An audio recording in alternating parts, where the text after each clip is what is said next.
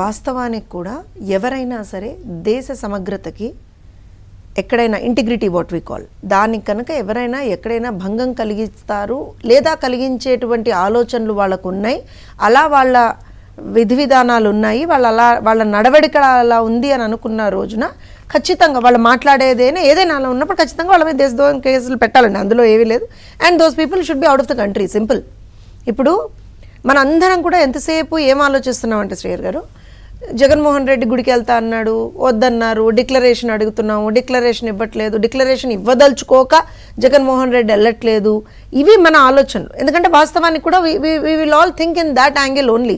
కానీ జగన్మోహన్ రెడ్డి అనేటువంటి వ్యక్తి చాలా క్రూరుడండి, మానవతావాది కాదు, మానవత్వం అతని మతం కాదు, రాక్షసత్వం దానవత్వం అతని మతం. నేను ఐఎమ్ సేయింగ్ ఇట్ ఓపెన్లీ. అయితే అతను ఏంటి అనంటే ఒక ప్లాన్ వేశాడు. ఏం ప్లాన్ వేశాడు మీరు గమనిస్తే, ఈ ప్రభుత్వం ఇందాక సార్ చెప్పారు చూసారా, నా ప్రభుత్వం నేను వెళ్ళాలా అనుకున్నాను, ఏదైనా సరే. అలా అయ్యా అసెంబ్లీకి రావయ్యా అంటే నేను అసెంబ్లీకి వచ్చి అక్కడెక్కడో మూలన కూర్చోడండి, చిచ్చి నేను రాను, ఎప్పుడెప్పుడో నేను సైన్ చేయడమే, నేను రానన్నాడు. అలానే మొదటి రోజు నుంచి అదే ఫాలో అవుతున్నాడు. అందుకే మీరు గమనిస్తే ఇద్దరు వ్యక్తులు, వాళ్ళ పార్టీకి చెందినటువంటి ఇద్దరు వ్యక్తులు గంజాయి మత్తులో కొట్టుకుని ఒకడు చచ్చిపోయి ఇంకోడు చంపేసి ఒకడు చచ్చిపోతే దానికి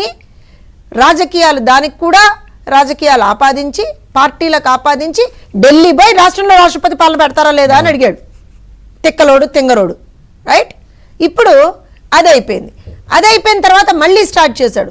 మొన్న వరదలు వస్తున్నారా నాయన అంటే ఇది మ్యాన్ మేడ్ వరదలు అన్నాడు, ఆ బుడమేరు గేట్లు ఉంటాయి అన్నాడు, ఇంకోటి అన్నాడు. అప్పుడు మనం ఏం చూసాం, ప్రజలందరూ కూడా పాపం మొత్తం యంత్రాంగం అంతా కూడా ఈ వరదల నుంచి ప్రజలను ఎలా కాపాడాలని సాక్షాత్తు ముఖ్యమంత్రి వర్యుల దగ్గర నుంచి ప్రతి ఒక్కళ్ళు ఆన్ గ్రౌండ్ ఉండి నడుంలోతు నీళ్ళలో, చాలా చోట్ల పీకల్లోతు నీళ్ళలో కూడా వాళ్ళు ఇచ్చేస్తూ ఉంటే ఈ మహానుభావుడు ఏం చేశాడు, బోట్లతోటి ప్రకాశం బ్యారేజ్ని డ్యామేజ్ చేసి తద్వారా లక్షల మంది చావు కళ్ళ చూడాలి అనుకున్నాడా లేదా?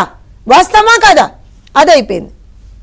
ఇప్పుడు తను చేసినటువంటి ఇంకో తప్పు, పెద్ద తప్పు ఏంటి, తిరుపతి లడ్డు విషయంలో, తిరుపతి పవిత్రత విషయంలో తను చేసినటువంటి ఒక తప్పు బయటపడంగానే ఇలా ఎలా అని చెప్పి ఇమ్మీడియట్గా నిన్న ఒక ప్లాన్ ఏం వేశాడంటే శ్రేయర్ గారు, నేను తిరుపతి వెళ్తాను, అల్లర్లు సృష్టించి తద్వారా ఒక లా అండ్ ఆర్డర్ సమస్య రాష్ట్రంలో అయిపోయింది అని అందాము అని అనుకున్నాడు. ఎప్పుడైతే నువ్వు డిక్లరేషన్ ఇస్తే కానీ నువ్వు అడుగు పెట్టలేవు జగన్మోహన్ రెడ్డి అనేటువంటి మాట మాట్లాడారు, ఇక అంతే. అక్కడేం ఉన్నదేమి పులివెందుల పులి సింహం ఆ దిక్కుమాల ఎలివేషన్లు తప్పించి అక్కడేం పులి సింహాలు లేవు, పిల్లి అక్కడ. అత్యంత భయస్తుడండి జగన్మోహన్ రెడ్డి, పరమ పిరికి పంద, అందులో డౌటే లేదు.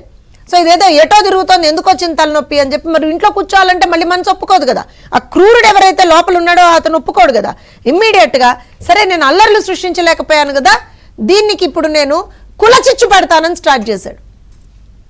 నేను ఎందుకు చెప్తున్నానంటే ఇవన్నీ కూడా శ్రీహర్ గారు, అసలు జగన్మోహన్ రెడ్డి తిరుపతి వెళ్తాడా వెళ్ళడా, వెళ్ళనిస్తాడా వెళ్ళనివ్వరా,